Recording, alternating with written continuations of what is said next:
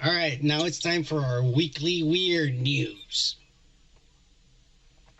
The New York Post is reporting, and god damn it, every time I'm gonna do something, a fucking UFC fucking ad just pops up. Oh shit, Conor McGregor's fighting tonight. All right, we better hurry up. We better hurry up with this fucking thing. All right. Oh shit, I gotta use my VPN to watch this fight. All right, back to the Sun. The New York Post. Oh, yeah, you're right. This is in the Sun. What the fuck? The New York Post published a couple of days ago, January 20th, that humans could. This is the title of the headline. Humans could move to a floating asteroid belt colony within 15 years. I'll read a little bit of the article. Humans could live on giant or now that's just I'm going to start where that's a bonkers. Right. That's the bonkers claim made by top scientist Dr. Pekka Janhuin. I hope I'm saying that right. And this man is saying that millions of people could inhabit a mega city in space by 2026. And before you start thinking that this guy's a fucking nut job and crazy and shit, here are some of his credentials. Kike, take it away. Okay, so this guy, his name is Pekka Janhunen. I hope I'm saying that name right. Is a space physicist, astrobiologist, and inventor. Janhunen, PhD, is a research manager at a Finnish meteorologist institute, Space and Earth Observation Center, and a visiting professor at a University of Tartu, Estonia. Again, I'm not from there. I hope I am saying these things right. Sure. He's also senior technical advisor at Aurora Propulsion Technologies, a startup company operating in space, in a space sector. He studied theoretical physics at the University of Helsinki and made his PhD on space plasma physics simulations in 1994. He has also published a theory on the origin of molecular life. He's best known for his electric solar wind cell invention, which I've read before, and that comes out in several movies in sci-fi and is very feasible. Yeah, so, basically, this guy... Sorry, I dropped my lighter here. This guy's not a nut job. You know, he may have autism or look weird, but he's smart. All right? He's real smart. So, he's the one that's claiming that we can inhabit a megacity in space in 2026. And he says we can inhabit it on this asteroid belt, specifically on this dwarf planet.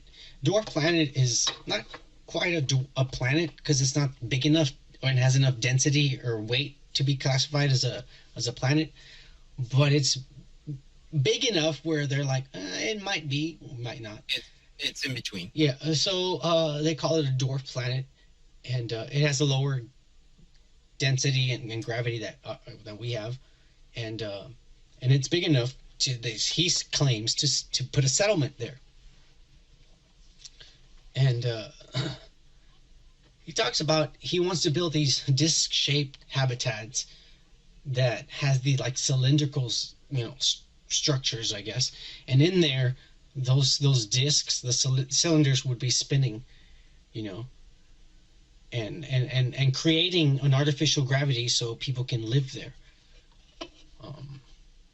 But yeah, I mean, they would have to be huge cylindrical structures, because obviously you can't go outside, so the outside would have to be built inside of this little thing. I mean, it's like a little biodome they would basically be building. The scary part about it is that I think the real hurdle is getting people over there. Yeah, but somewhere in in whatever the New York Post wrote, it says, and help me here because I just read it once right now. They say they would need a space elevator to get them to like out space, head there. But then again, like, wouldn't they be better off just building this outside of the orbit of the Earth? Yeah, I was gonna get into that, but I guess we'll get into it real quick. So the space elevator, and I haven't got into that, but I'm gonna read it right now. The residents that live in this cylindrical thing would harvest resources from the actual asteroid they're living in. And they would use these space elevators, which are basically, they would probably just drill a tunnel down, and they would take an elevator all the way down and start drilling inside of that fucking thing to get resources and shit. That's what that means on the space elevator stuff. And he goes on about how they would get sunlight and generate energy and shit like that, and waste waste disposal and shit like that. But I don't want to get too much into it. He says, like, I think that the biggest problem would be getting actual people over there, because like NASA, according to this article, they sent a probe to that asteroid belt, to Ceres, to take pictures and shit back in 2015. And the trip itself took 8 years for a small little fucking satellite to get there. And how are you going to ship hundreds of people to a fucking colony for 8 years? So this would have to be a community of people that are willing to just go on a fucking trip, a really long ass fucking trip. For 8 years in space before you even get there? Yeah, you're talking about like, let's say that your whole neighborhood where you grew up when you were a kid, NASA would say like, hey guys, how would you like to go to outer space and live in another planet? Everyone would have to be in accordance and say, yeah, we'll all go. And just for psychological reasons, they'll have to be in it to not fucking go crazy and be like, I want out of here. You know, and I don't want to see the same fucking person all the fucking time. I'm going to grow sick of this, like for 8 fucking years. And then you have to take in mind that they need to bring food with them. Yeah. Or they need to bring fucking plants so they can grow food. I think that's, within that vessel. I think they will, that will be logical. And bring animals to breed within that vessel also.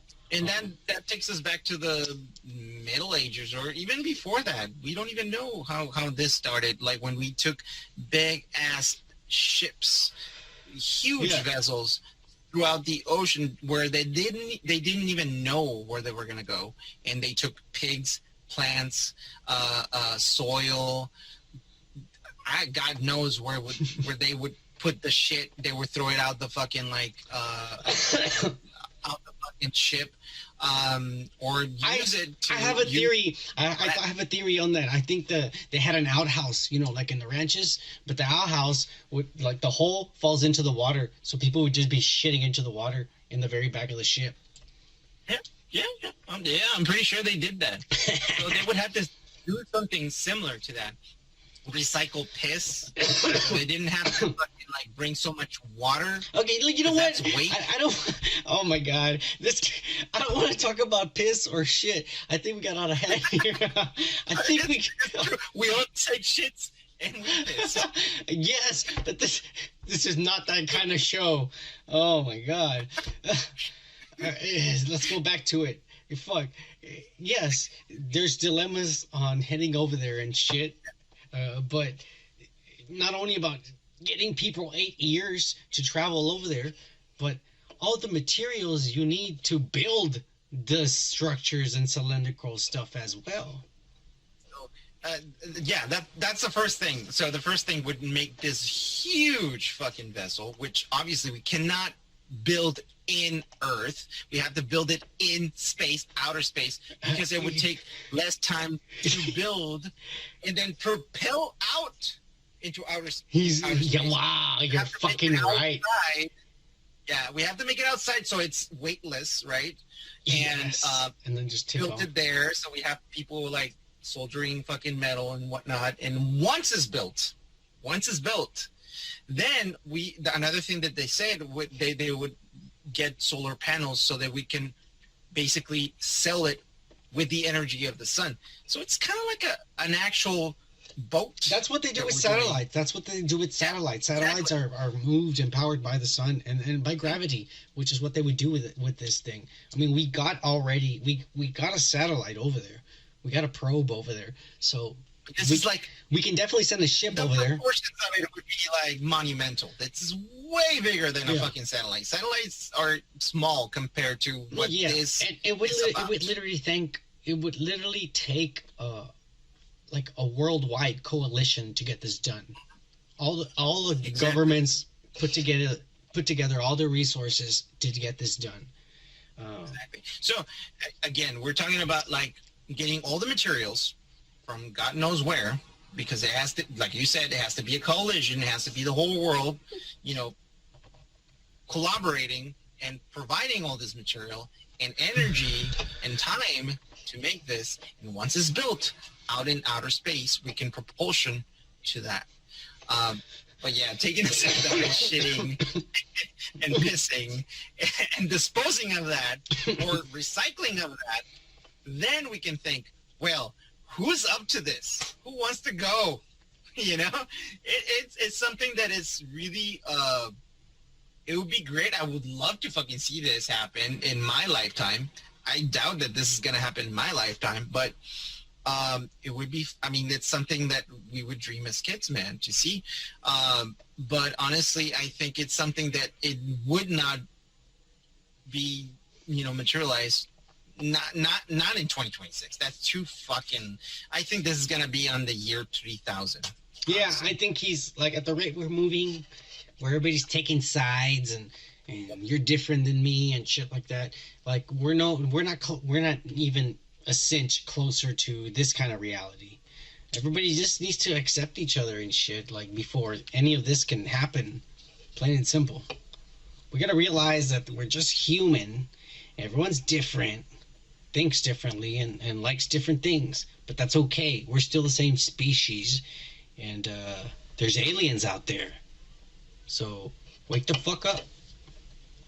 Yeah, we're a very individualistic kind of animal. So as long as we set aside those problems and differences, we can start being more of a unit and start doing those kinds of things. Hey, if you like shit like this, check out the full podcast on the link to the right. And make sure you hit that like and subscribe button to stay tuned for our weekly podcast. Peace.